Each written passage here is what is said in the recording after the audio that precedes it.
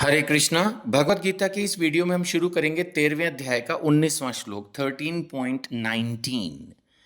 भगवान कह रहे हैं कि इस प्रकार मैंने कर्म क्षेत्र, शुरू में सिर्फ क्षेत्र वर्ड का इस्तेमाल था, इस प्रकार मैंने कर्म क्षेत्र यानी शरीर, ज्ञान और ज्ञेय, ज्ञेय क्या था?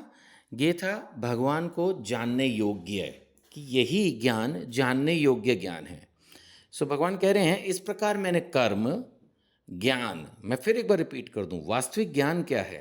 जो व्यक्ति आत्मा, परमात्मा और भगवान में फर्क समझता हो, जो ये समझता है कि प्रकृति के 3 गुण हैं, तमोगुण, रजोगुण और सतोगुण, और इनसे भी ऊपर भक्ति का गुण शुद्ध सतोगुण, जो ये समझता है, जो ये समझता है कि भगवान इन सब इंद्रियों से, भगवान इन सब तीनों गुणों से परे हैं, जो ये समझता है कि ये सारी प्रकृति, ये सारे गुण सब भगवान के अधीन है, बट भगवान इनसे अलग है, जो ये समझता है कि परमात्मा के रूप में भगवान सबके हृदय में वास करते हैं, वो है ज्ञान।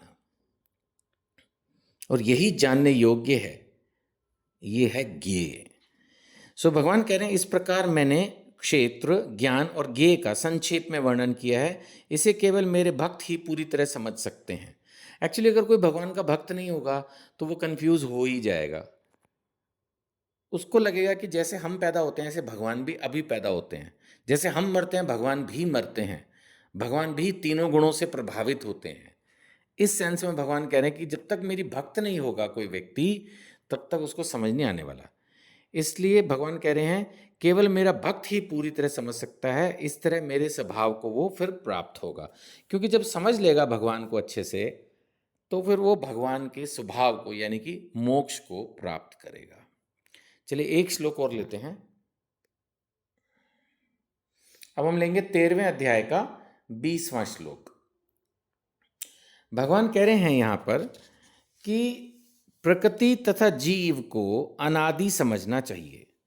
यानी ये जितनी भी मटेरियल क्रिएशन आप देख रहे हैं, ये पूरी प्रकृति, सब कुछ, आकाश, धरती, बादल, सागर, पहाड़, जमीन, पेड़, जो कुछ भी देख रहे हो, प्रकृति और जीव जो इसमें रह रहे हैं, जीव आत्मा, मनुष्य की बात नहीं हो रही, सभी लिविंग बीइंग्स। ठीक हो गया? तो इसका मतलब क्या हो गया? चराचर हो गया ना। तो ये जितनी भी प्रकृति है ये अनादि है। हम इस बारे में पहले अध्ययन कर चुके हैं कि एक समय बीतने के बाद महाप्रलय आती है और ये सारी क्रिएशन, सारे जीव महाविष्णु में जो है विलीन हो जाते हैं, और फिर दोबारा से ये क्रिएशन जो है एक समय के बाद उपस्थित होती है, और फिर जीव वो भी उपस्थित हो जाते हैं, और ये क्रिएशन जैसी अभी हमें नजर आ रही है ये चलना शुरू कर देती है। तो क्या ये प्रकृति जो आज हमें दिख रही है पहले से थी? हाँ। जो जीव हमें आज दिख रहे हैं वो पहले से थे? हाँ। अभी थोड़ी समय के लिए प्रकट हैं, थोड़ा समय भी मतलब करोड़ों अरबों वर्ष है, लेकिन आध्यात्मिक दृष्टि से इसको थोड़ा समय ही बोलते हैं। तो ये सब अभी प्रकट हैं, दिख रहे हैं, लेकिन ये अनादि हैं। मतलब हम ये ना सोचें कि ये जीव अभी हुए हैं। इसलिए प्रभुपाद जी कहते थे कि जो डार्विन थ्योरी है कि बंदर से इंसान बन गया, ना, प्रभुपाद जी ने उसको काट दिया। उन्होंने कहा नहीं, बंदर भी हमेशा से थे, इंसान भी हमेशा से है। ये सभी योनियां पहले से एग्जिस्ट करती हैं, एक पर्टिकुलर समय पर ये प्रकट होती हैं, अप्रकट होती हैं, लेकिन एग्जिस्ट पहले से करती हैं सब। सो प्रकृति और जीवों को अनादि समझना चाहिए, यानी इनका कोई स्टार्ट नहीं है, ये हमेशा से हैं। उनके विकार, विकार का मतलब ये हिंदी में है, इंग्लिश में इसका मतलब है वेरिएशंस, है ना, ट्रांसफॉर्मेशंस, कि अलग अलग उनकी जो है रूप हैं, अलग अलग। तो उनके जितने भी विकार हैं और गुण, प्रकृति के भी अपने गुण हैं, जीवों के भी अपने गुण हैं, ये हम पहले भी डिस्कस कर चुके। सतोगुण, रजोगुण, तमोगुण ये भी हैं, और नेचुरली प्रकृति के अपने गुण हैं। सो भगवान यही कह रहे हैं उनके विकार और गुण जो है वो प्रकृति जन्य है। प्रकृति जन्य से यहाँ पर क्या मतलब है? नेचुरल है। ये भगवान ने जो सिस्टम क्रिएट किया उसके थ्रू ये सब चीज़ें क्रिएट होती हैं, एक समय तक रहती हैं, फिर चली जाती हैं। तो ये चीज़ भगवान ने नया नहीं बताया, लेकिन फिर भी इसको रिपीट कर रहे हैं यहाँ कर 13वें अध्याय के 20वें श्लोक में भी, और ये बता रहे हैं फिर से कि प्रकृति को भी आप अनादि समझो, जीव को भी अनादि समझो।